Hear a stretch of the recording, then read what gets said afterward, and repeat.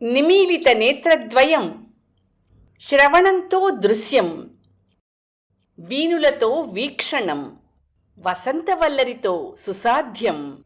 వసంతవల్లరికి స్వాగతం.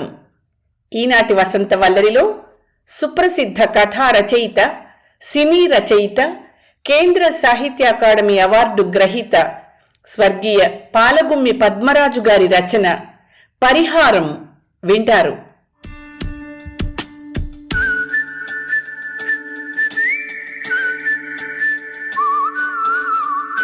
మీ పేరు? అది కూడా తెలుసుకోకుండా మా ఇంటికొచ్చారని నన్ను నమ్మమంటారా? నేను సన్నగా నవ్వాను. కానీ తన ప్రశ్నకు సమాధానం కోసం ఆమె ఎదురు చూడలేదు. కొంగుతో నల్లవిరుగుడు చేవ కుర్చీ తుడిచి నన్ను కూర్చోమన్నట్టు సంజ్ఞ చేసింది. మన్నించండి, వారు పోయిన తర్వాత ఈ 10 రోజులు ఇల్లు శుభ్రం చేయలేదు, తీరిక లేక. మందారం, ఇన్స్పెక్టర్ గారికి కాఫీ తెచ్చి. నేనెవర్నో ఎలా కనిపెట్టారు అన్నట్టు చూశాను. మా దగ్గర దాపరికాలు ఉండవండి. మీరెవరో, ఎందుకొచ్చారో నాకు తెలుసు. మాదంతా వంచనని, మగవారిని వల్లో వేసుకోవడం మాకు వెన్నతో పెట్టిన విద్య అని అంటూ ఉంటారు.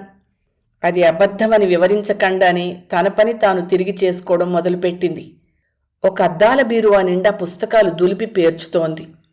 మార్క్స్, ఏంజెల్స్, హెగెల్, చాణక్యనీతి, భారతం సంపుటాలు, హోవర్డ్ ఫాస్ట్ రచనలు, కృష్ణశాస్త్రి సంపుటాలు, గురజాడవారి డైరీలు, గీతగోవిందం, రకరకాలు. వీటన్నింటినీ సమన్వయించే అభిరుచి ఎలాంటిదో నాకంతు పట్టలేదు. వారి పుస్తకాలు చదివి అలాగే మంచం పక్కన పారేసేవారు. వారిని ఆసుపత్రిలో చేర్చాక ఇవన్నీ తీసి సర్దడానికి తీరిక చిక్కలేదు. వెంటనే ఇవన్నీ పంపించేయమని కబురు పంపారు ఆవిడ, రావుగారి భార్యగారు. భార్య మరి, ఆవిడికి హక్కు ఉంది. నాగమణి నిట్టూర్చింది. అటువంటి మహారాజే పోయాక ఇవి నన్ను రక్షిస్తాయా? పంపేస్తాను.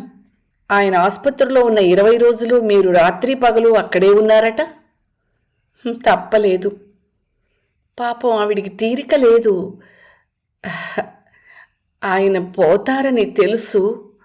ఎన్నో వ్యవహారాలు అస్తవ్యస్తంగా చేసి పెట్టారాయన. అనుకోకుండానే నా పెదవుల మీద చిరునవ్వు వచ్చినట్టుంది. ఆమె గుర్తించింది. నా భాష మీకు తెచ్చిపెట్టుకున్న భాషలా అనిపించొచ్చు, కానీ తరతరాలుగా మాకు అలవాటైన భాష అది. ఇప్పుడిప్పుడు ఆ సంప్రదాయాలన్నీ పోతున్నాయి. కానీ నేను ఆ తోవలో పెరిగిన దాన్ని. మా అమ్మగారు ఉద్దండ పండితులతో సమంగా వాదించగలిగేది. అంత చదువు నాకు అబ్బకపోయినా ఇంగో కట్టిన గుడ్డ కదండి.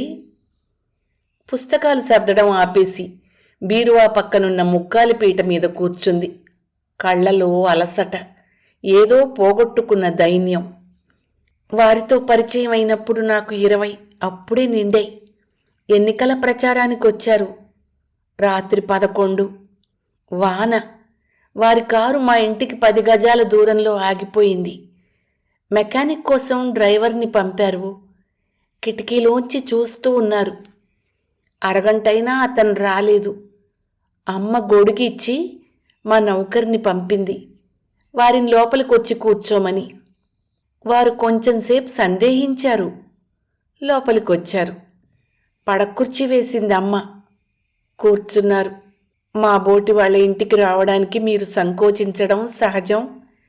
అయితే నేను తమకన్నా 10 ఏళ్లు పెద్ద, మా అమ్మాయి 20 ఏళ్లు చిన్న. ఇద్దరూ ఈడూ జోడూ కాదు అంది అమ్మ. వారు అమ్మ వంక, నా వంక చూశారు. అమ్మ మాటలకి నవ్వలేదు, కానీ వారి కళ్ళలో చమత్కారం తళుక్కుమంది. నేను గుర్తించాను. వారన్నారు, ఓటు యాచించడానికి వచ్చిన వాణ్ణి మీకన్నా నేనే తక్కువ. నువ్వనుకున్న సంకోచం కాదు, ఓటుతో పాటు ఆతిథ్యం కూడా అడగడం న్యాయం కాదని అన్నారు. అప్పుడు అమ్మంది, అంచేత మేం పిలిచేదాకా ఆగారన్నమాట. వారు విశాలంగా నవ్వారు. అమ్మ కోడి కోయించింది. నేనే వండి పెట్టాను. రాత్రి 3 దాకా అమ్మ ఆయన గీతగోవిందాన్ని గురించి చర్చిస్తూ ఉంటే కూర్చుని విన్నాను. కారు బాగుపడి ఆయన వెళ్ళిపోతుంటే నా మనస్సు చివుక్కుమంది. కానీ ఆ తర్వాత 6 ఏళ్లకు గానీ మా పరిచయం స్థిరపడలేదు. అప్పటికైన జిల్లా పరిషత్ ప్రెసిడెంట్ అయ్యారు. నేలంతా నల్లని గచ్చకాయ మెరుగు, ఎన్నాళ్లైనా చెరగని మెరుగు, వయస్సుతో నిమిత్తం లేని మెరుగు. జోళ్లలోంచి కాళ్ళు తీసి నేలమీద పెట్టాను. చల్లగా ఆప్యాయంగా నా పాదాలని నిమిరింది నేల. నాగమణి వంక చూశాను. 30 ఉంటాయా? ఆ ఇంటి నేలలాగే వయస్సుతో నిమిత్తం లేని చల్లదనం, ఆప్యాయత ఉన్నాయి ఆ మూర్తిలో. మగతనాన్ని లాలించి పోషించే స్త్రీత్వం. కానీ ఆమె స్వీయ చరిత్ర వింటూ కూర్చుంటే వచ్చిన పని వెనకపడుతుంది. ఆఖరి రోజుల్లో ఆయన ఆర్థిక పరిస్థితి అంత బాగాలేదట. నా వంక ఒక్క క్షణం చూసింది. చూపులో రవంత జాగ్రత్త, దాపరికం.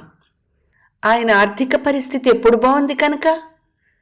న్యాయంగా దేశసేవ చేయడానికి పూనుకున్న వారికి డబ్బు ఇబ్బందులు తప్పవు. ఆయన చేసినవి కొన్ని అంత న్యాయమైనవి కావేమోనన్న అనుమానం అధికారులకు కలిగింది. అందుకే మీరు దర్యాప్తుకొచ్చారు. ఆమె లేచింది. పుస్తకాల బీరువాని ఆప్యాయంగా నిమురుతూ ఆయన పరపతి ఎలాగైనా రక్షించాలన్నట్టు ఆవేశంతో అంది. ఆయన ఏం చేసినా తన కోసం చేసుకోలేదు. ఆయనిచ్చిన అవకాశాన్ని కొందరు దుర్వినియోగం చేస్తే ఆ తప్పు ఆయనది కాదు. నా కళ్ళలోకి తీక్షణంగా చూస్తూ నన్నే దుయ్యబడుతున్నట్టు అంది.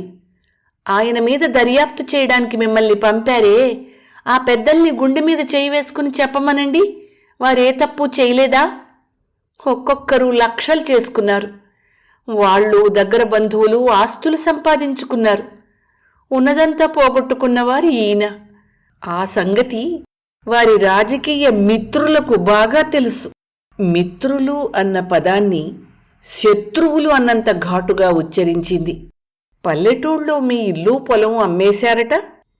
కిందటిసారి అసెంబ్లీ ఎన్నికల ప్రచారానికి డబ్బు చాలలేదు. ఇల్లు ఆస్తి 2 లక్షలకి అమ్మేశారు. నిదానంగా అమ్మితే 3 లక్షలైనా వచ్చేది. వ్యవధి లేదు. ఆయనకి చెప్పలేదు. చెప్తే అమ్మనిచ్చేవారు కారు. ఇప్పుడు ఇల్లొక్కటే మిగిలింది. ఆయన ఆస్తి చాలా భాగం హరించిపోయింది. స్వాధీనపు తనఖాల మీద అప్పులు. ఆయన్ని ఆశ్రయించుకున్నవారు లక్షాధికారులయ్యారు. కిందటి ఎన్నికల్లో ఎవ్వరూ కలిసి రాలేదు. మొగం చాటేశారు. ఆయన పలుకుబడి తగ్గిపోయిందని వాళ్ల నమ్మకం. కానీ ఆయన నెగ్గడంతోటే బెదిరిపోయారు.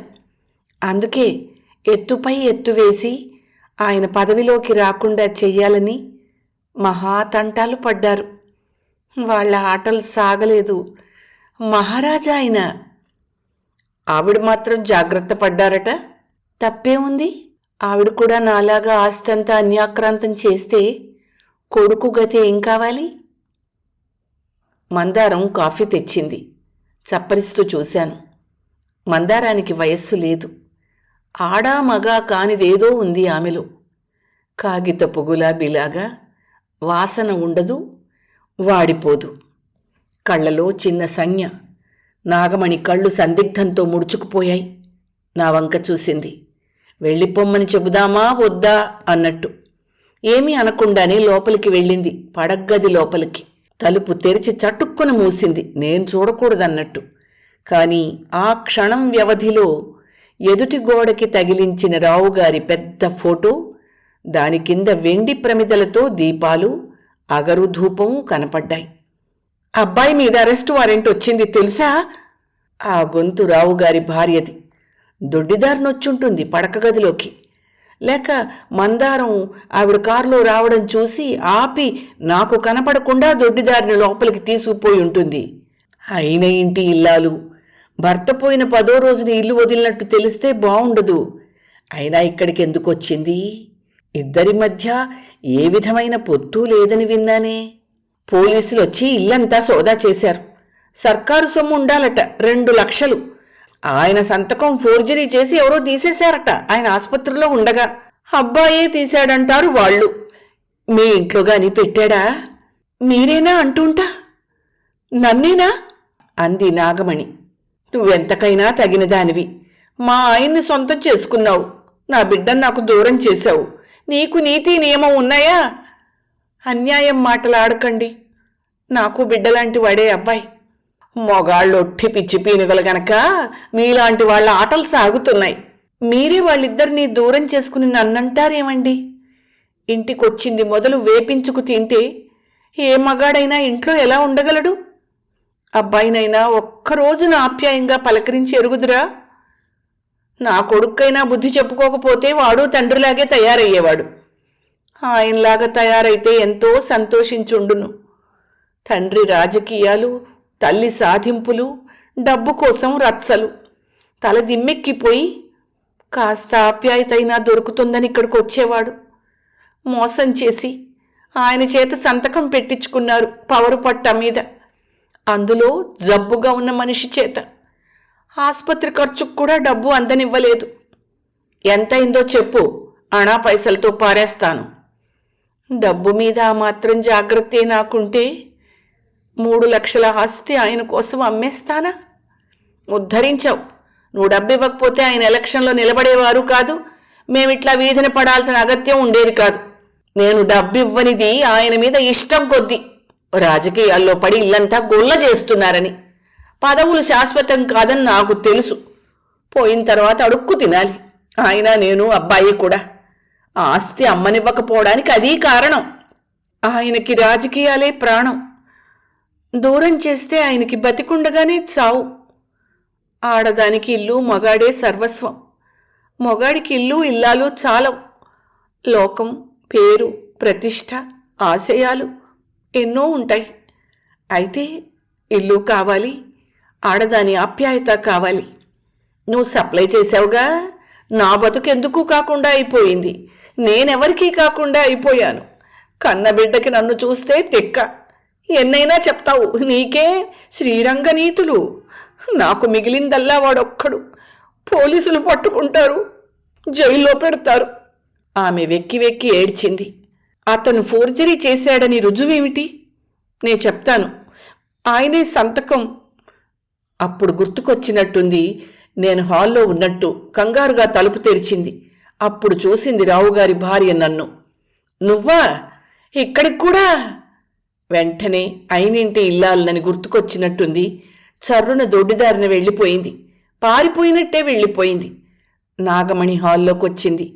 ఆ కొద్ది క్షణాల్లో ఎంతో వయస్సు పైబడ్డట్టు కనిపించింది. జీవం లేనట్టు చతికిల పడింది ముక్కాలి పీట మీద. గదిలో గోడపై పటంలో రావుగారి ముఖంలో చిత్రమైన చిరునవ్వు. దీపాలు ఆనందంగా వెలుగుతున్నాయి కింద.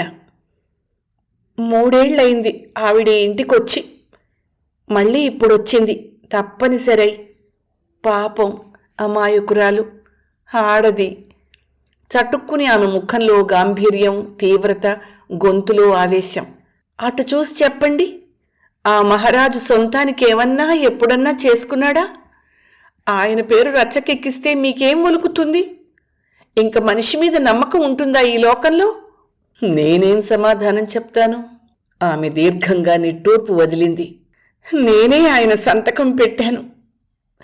మీరేం చేసినా సిద్ధంగా ఉన్నాను అంది. నాకు మతిపోయింది. ఆమె చెయ్యలేదని నాకు తెలుసు. రాసిమ్మంటారా? వద్దొద్దు. ప్రభుత్వం సొమ్ము పోతే దర్యాప్తు చేయడం మా విధి. వీలుగా దొరికిన వారి మీద నేరం మోపి శిక్షించడం కాదు. నేరం ఒకరి మీద రుజువైతే అనవసరంగా ఇంకొకరి మీద పడదుగా. అందుకని చెయ్యని నేరం మీ మీద మోపుకుంటారా? ఒక క్షణం పాటు నేను పోలీసు ఉద్యోగినన్న సంగతి మర్చిపోయాను. ఆమె గదిలో ఉన్న రావుగారి ఫోటో వంక చూసింది. ఆ చూపుల్లో ఎంతో తృప్తి, తహతహ, ఆవేదన, ఆనందమూ ఉన్నాయి. ఆయన దగ్గర నుంచి నేను పొందిన దానికి విలువ లేదు. ఆయన కోసం నేను ఏ పరిహారమైనా చెల్లిస్తాను. చివరికి ఆమె చెల్లించిన పరిహారం ఇల్లు తాకట్టు పెట్టి 2 లక్షలు ప్రభుత్వానికి కట్టి రావుగారి కొడుకు మీద కేసు రద్దు చేయించింది.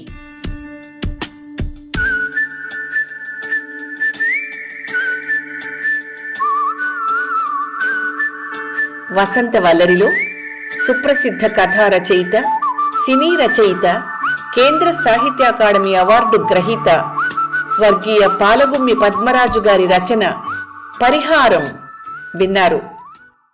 వసంతవల్లరిలో ఇవాల్టి కార్యక్రమం మీకు నచ్చిందని ఆశిస్తున్నాను. అందుకే లైక్ చేసి మీ మిత్రులకు బంధువులకు లింక్ను షేర్ చేసి మీ అమూల్యమైన అభిప్రాయాన్ని నాకు కామెంట్ బాక్స్లో తెలియచేయమని, వసంతవల్లరికి సబ్స్క్రైబ్ చేయమని విన్నవించుకుంటూ మీ వసంతలక్ష్మి అయ్యగారికి సెలవు. మరి థ్యాంక్ యూ. వసంతవల్లరి మిత్రులు, శ్రేయోభిలాషులు, వీక్షకులు, శ్రోతలు అందరికీ ఒక విజ్ఞప్తి. గతంలో లాగానే ఎప్పటికప్పుడు నా కథలను విని స్పందన తెలియచేయమని కోరుతూ, నేను చదివిన కథ మీకు బాగా నచ్చినట్టయితే తప్పకుండా హైప్ ఆప్షన్ నొక్కి నన్ను ప్రోత్సహిస్తారు కదూ.